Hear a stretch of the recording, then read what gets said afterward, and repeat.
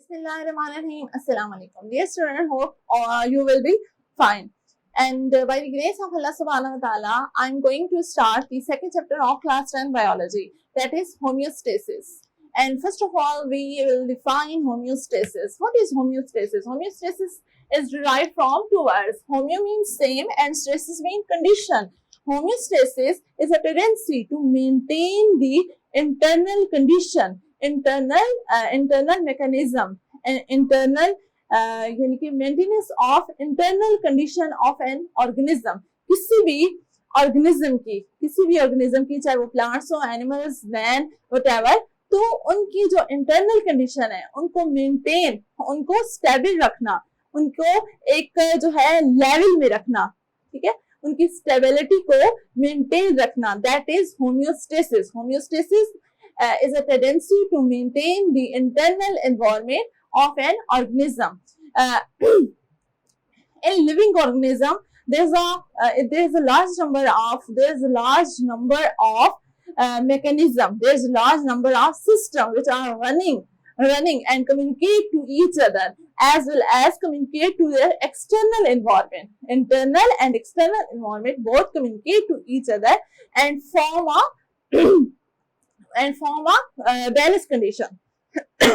Sorry, तो इस balance condition को मेंटेन रखने को होम्योस्टेसिस कहते हैं. Homeostasis, if homeostasis is successful, the living organism grow well. If homeostasis is unsuccessful, there is a disaster, there is a death of living organism. यानी कि homeostasis अगर सक्सेसफुल होगा, कामयाब होगा, यानी कि जो कंडीशन है वो बैलेंस होगी, इंटरनल कंडीशन बैलेंस होगी. There is no excess of any type of nutrients, किसी भी न्यूट्रिएंट्स की, किसी भी मिनरल्स की, any type of substance will be maintain, will be balance. तो होम्योस्टेसिस सक्सेसफुल होगा. I'll explain homeostasis in different organisms, in plants, animals, and man. First of all, I'll discuss homeostasis in plant. Homeostasis in plants, and on the basis of homeostasis, we discussed different mechanisms which maintain different level of nutrients. For example, osmoregulation, thermoregulation, and excretion. Osmoregulation, osmo mean water. जैसे हमने homeostasis को define किया था और homeostasis के word से ही उसको define किया था. यानी कि होम्योस्टेसिस का मतलब क्या है? Homeo mean same, stasis mean condition, यानी कि मेंटेन रखना, एक कंडीशन को एक स्टेट को मेंटेन रखना. तो इसी तरह osmo regulation, osmo mean water and regulation mean regularity, the maintenance of water plus salt और वाटर का balance by the process of osmosis. यानी कि osmo regulation is the maintenance of water plus salt by the process of osmosis. In plants के अंदर पानी का और नमकियात का जो बैलेंस है उसको मेंटेन रखने के लिए होम्योस्टेसिस, यानी कि हम होम्योस्टेसिस को ही डिस्कस कर रहे हैं, लेकिन देख रहे हैं कि कौन सा न्यूट्रिएंट्स है जिसको बैलेंस रखने के बारे में हम पढ़ रहे हैं. Osmo regulation, the balance of water plus salt in plants by osmosis. Osmosis is the is a type of transport of waters plus nutrients, यानी कि minerals और water की transport है osmosis भी. इंशाल्लाह I'll discuss in a separate video by practically I'll demonstrate the process of osmosis इंशाल्लाह. तो osmoregulation clear हो गया. नेक्स्ट है thermoregulation. Therm mean heat. Oftenly you can use and you can see thermometer. Therm mean heat. Thermometer is an instrument which is used for measuring of heat, measuring the degree of hotness and coldness of a body. जब body का temperature check किया जाता है तो एक device use होती है thermometer, यानी कि एक थर्म का मतलब ही होता है हीट, यानी कि हीट को चेक करने का एक पैमाना, एक डिवाइस, ठीक है, एक इंस्ट्रूमेंट। तो थर्मोरेगुलेशन यानी कि the maintenance of temperature in plant. Next last one है excretion, exit, removal of waste substances, toxic substances which are harmful for plant body। जो plant body के लिए, plant की life के लिए harmful material होता है, harmful substances होते हैं that are removed by plant's body by different process, for example ammonia, uric acid etcetera. तो ये है एक्सक्रीशन। अब हम ऑस्मोरेगुलेशन को थोड़ा डिटेल से डिस्कस करते हैं। ऑस्मोरेगुलेशन जिसमें हम पानी का और मिनरल्स का, सॉल्ट का रिमूवल जो है वो चेक करते हैं। तो उसके लिए दो टर्म्स हैं, ट्रांसपैरेशन एंड गटेशन। बोथ आर सब हेडिंग ऑफ ऑस्मोरेगुलेशन।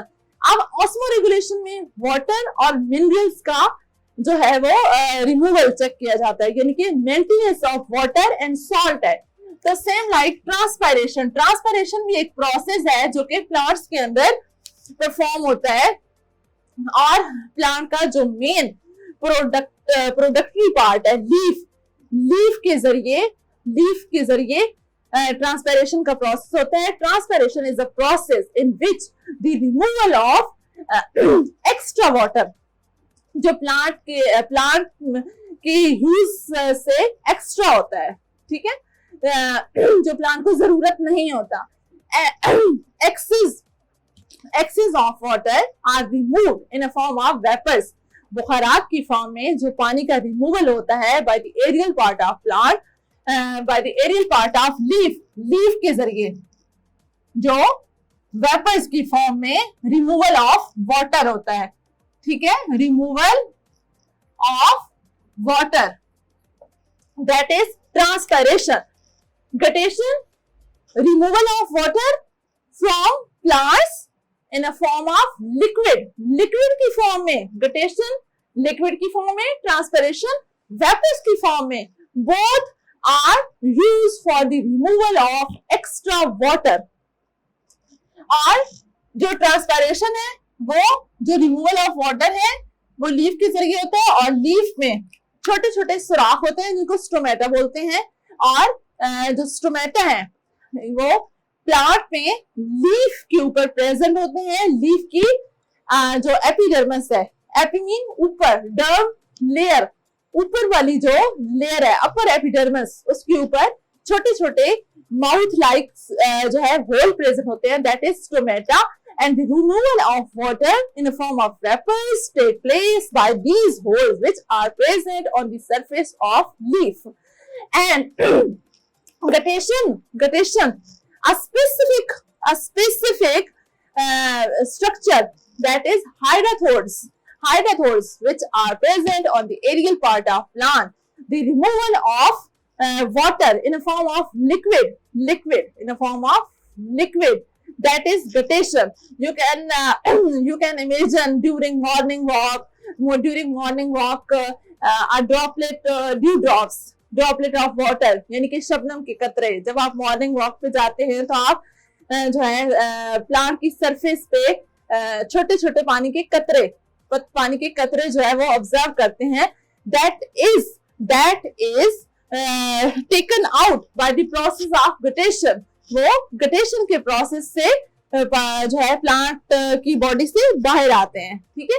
तो ये जो मैकेनिज्म है, ये ट्रांसपायरेशन, गटेशन, ठीक है, ऑस्मोरेगुलेशन, ये क्या करते हैं, होमियोस्टेसिस को सक्सेसफुल बनाते हैं, होमियोस्टेसिस को मेंटेन रखते हैं। अगर ये प्रोसेस ना हो, जैसे कि वाटर का रिमूवल ना हो, तो वाटर का एक्सेस हो जाएगा तो प्लांट सर्वाइव नहीं कर पाएंगे, होमियोस्टेसिस अनसक्सेसफुल हो जाएगा, और प्लांट जो है वो, प्लांट में क्या होगा, प्लांट की डेथ हो जाएगी, डिजास्टर हो जाएगा, plant will be destroy. So, osmoregulation, thermoregulation, and excretion.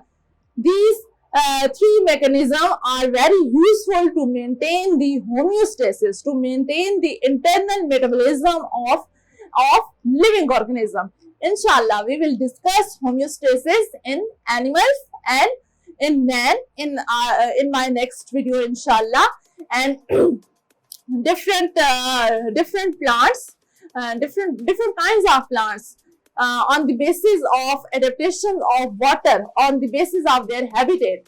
We will discuss, inshallah, in my next video, and hope you will understand well. And please like, share, and subscribe my channel, and don't forget to press the bell icon so you can avail easily my upcoming video. Thank you so much. Jazakallah.